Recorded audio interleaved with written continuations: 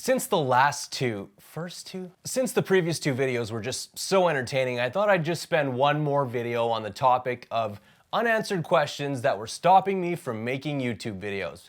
Because it's just so captivating, right? The first two questions, which you can hear and have addressed in the videos linked below, were, are my YouTube videos gonna have any meaning? But is that a good enough reason not to create? And two, what's number two? Now that I'm here, what the heck am I gonna talk about? Those questions were pretty deep, right? But they're nothing compared to this third one. This third question is downright existential. That's fitting though, because as you may have noticed, and if you haven't, you'll notice pretty quickly, I'm sort of an existential kind of guy. This last question, when asked in the context of YouTube, is simply, what kind of YouTuber am I? Nothing to it, right? But brought into a more general scope, this last question might be the toughest question in the book. Who am I?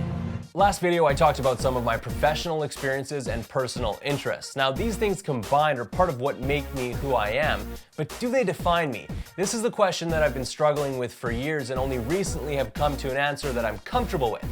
No. I also told you in a previous video that for years I spent every ounce of time and effort I had trying to reach a career goal of becoming a television reporter. And I reached that goal. And when I did, people asked me what I did. It was a simple answer.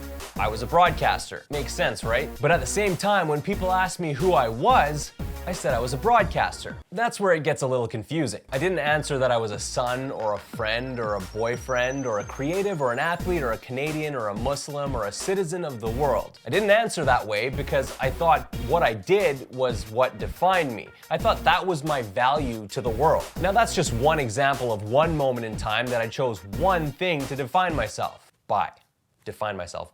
More recently, when thinking about starting this channel, I asked myself what the channel would be about, and for some reason, again, I found myself trying to pick one thing to focus on. As if one thing could capture who I was as a person. Am I a video producer, a journalist, an athlete, an entertainer, a motivator, an educator? I could have picked any one of these things and then tried to fit this YouTube channel within that mold.